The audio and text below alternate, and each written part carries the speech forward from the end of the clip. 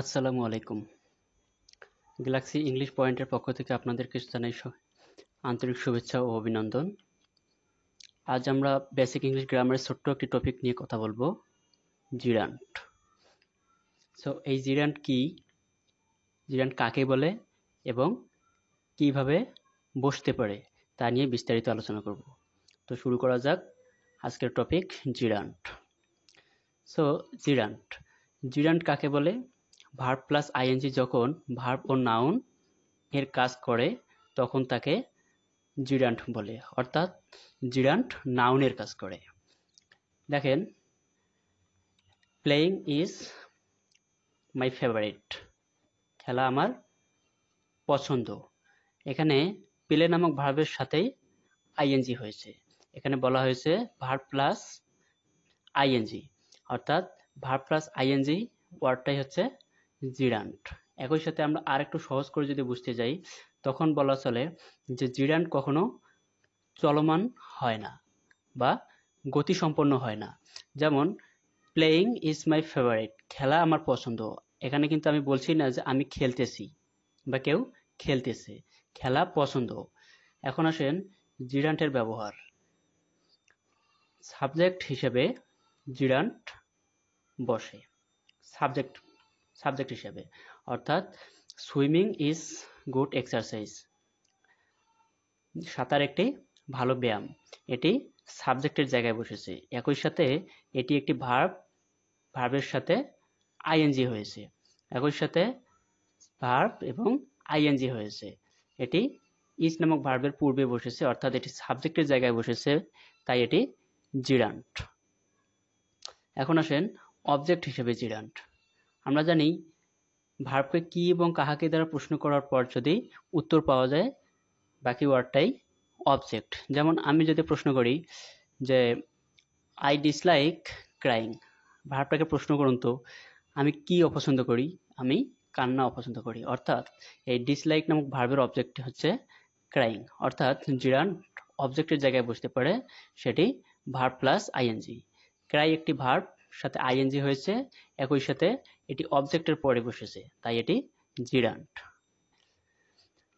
এখন আসেন লিঙ্কিং ভার্বের পরে কমপ্লিমেন্ট হিসেবে জিরান্ট। আমরা জানি ইজ একটি লিঙ্কিং ভার্ব, 11টা লিঙ্কিং ভার্বের মধ্যে একটি হচ্ছে ইজ।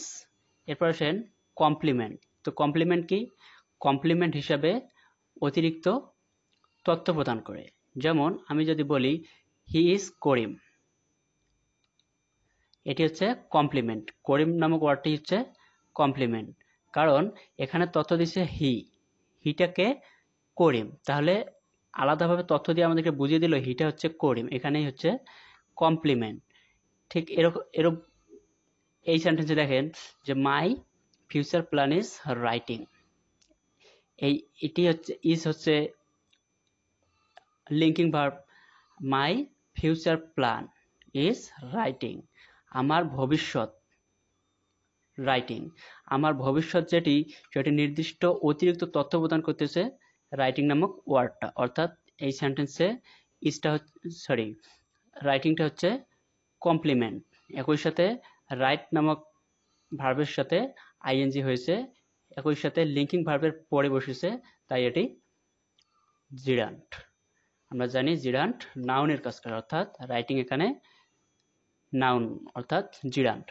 এরপর আসেন প্রিপজিশনের অবজেক্ট হিসাবে জিরান্ট হয়। আমরা জানি টু ব্যতীত, মানে টু বাদ দিয়ে যে প্রিপজিশনগুলো আছে তার পরবর্তীতে কোনো একটি সিঙ্গেল ওয়ার্ড থাকলেই সেটি নাউন হয়ে যায়। এখন আসেন শুভ ইন্টারেস্টেড ইন ড্রয়িং, শুভ আঁকতে আগ্রহী, শুভ আঁকতে আগ্রহী। যেমন ইন নামক ভার্বের পরে যে সিঙ্গেল ওয়ার্ড থাকে সেটাই হচ্ছে নাউন। একই সাথে ভার্ব, ড্র নামক ভার্বটার সাথে আইএনজি হয়েছে, তাই এটি জিরান্ট। এরপর আসেন ট্রানজিটিভ ভার্ব। ট্রানজিটিভ ভার্ব এর অবজেক্ট হিসেবে জিরান্ট হয়। আমরা জানি ভার্বের কি, ভার্বকে কি এবং কাহাকে দ্বারা প্রশ্ন করার পর যদি অ্যান্সার পাওয়া যায়, বাকি ওয়ার্ডটাই হচ্ছে অবজেক্ট, অর্থাৎ ভার্বটি হচ্ছে ট্রানজিটিভ ভার্ব। আসেন, হি এনজয়স প্লেয়িং ক্রিকেট। এখানে আমি যে প্রশ্ন করি সে কি পছন্দ করে, সে ক্রিকেট পছন্দ করে।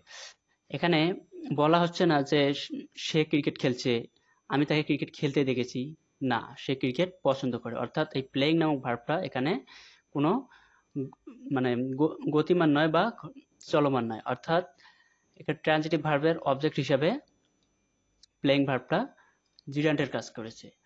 অর্থাৎ জিরান্ট সবসময় নাউনের কাজ করে এবং জিরান্ট কখনোই চলমান অবস্থায় থাকে না। তো আজকের মধ্যে এখানে শেষ করছি।